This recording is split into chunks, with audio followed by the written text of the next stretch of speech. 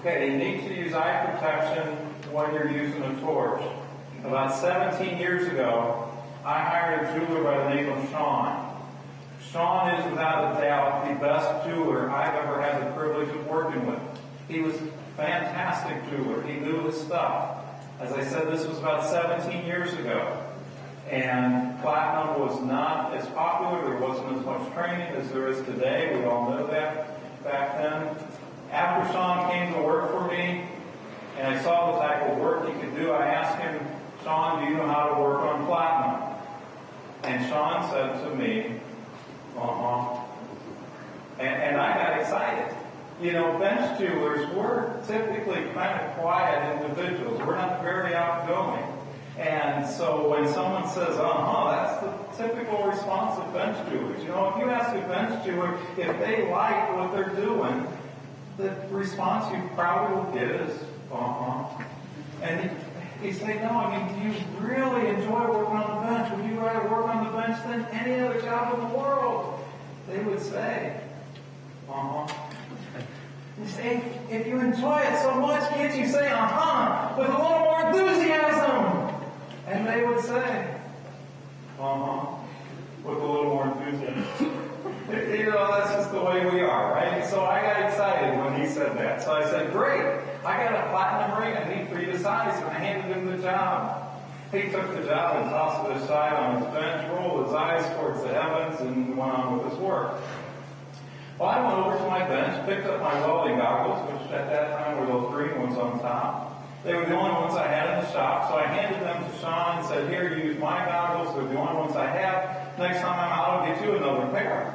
I didn't think much of it, so I went on with my work. A little bit later, I heard, wow, this is great! Now that's quite an exclamation to hear from a bench jeweler. So I said, Sean, what's so great? He said, wearing welding goggles while soldering platinum. I said, Sean, I thought you said you've worked on platinum before. And he said, I have. And I said, well, if you've never wore welding goggles, how did you solder platinum? And this is what he told me. He said he'd get the ring all ready to solder, get the seam all fitted together. He'd take a little piece of platinum solder and wedge down in the solder joint. And then he'd get his torch out and he'd heat it up. And when the ring got so hot, so bright red, that he could not stand to look at it any longer, he'd close his eyes and count to 10. And then he'd remove the torch, let the ring cool down, open up his eyes and see if the solder flowed. And if that didn't work, he'd start over. When it got so red hot, he'd close his eyes and count to 15. And then remove the torch and see if that flowed. And if that didn't work, he'd go to 20 or 25 or 30 until he got the solder to flow.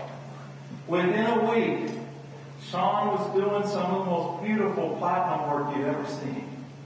I mean, you've learned to do something with your eyes closed.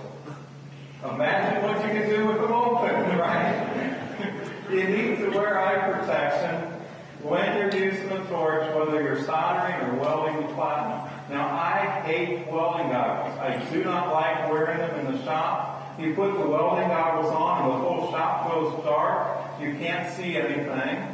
I was trained on gold, and so I've carried over some practices from gold work to platinum work. I like using a solder pick.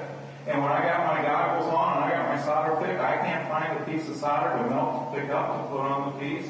And so I look for alternatives of what I can do and not wear the goggles over my eyes. One thing you do is take out the little lens plate and put it in a third hand and place that in front of the piece you're going to solder. And then you can look through it, but you still got, it doesn't darken the room. Problem is you got to move that around every time you want to go move. If you want to pick up your solder, your lens may not be in the right place. So what I did is took a large paper clip and made this little clip right here on the end of my torch. And you can see it here, it comes down and wraps around, comes up here, and it holds the lens plate right there. With that there, it's right where my torch flame is. And so I got it right where I need it. If I go to pick up a piece of solder, I move the torch, the lens plate is right in front of the flame. When I pick up my solder, I go to my piece, the lens plate's right there where I need to solder. So that's one way that I've done it. Another thing I've done is take the big long rectangular lens plate out, and I made a frame on my solder pad here. I took and loosened the screws here that hold the feet on the bottom. Took a long wire, and the wire runs and wraps around these feet, and then you can see it comes out here, comes up, loops up, makes a curve, and wraps here, and the lens plate just slips in. And as you can see there, pretty much all of my solder pad is covered then with this as I'm working.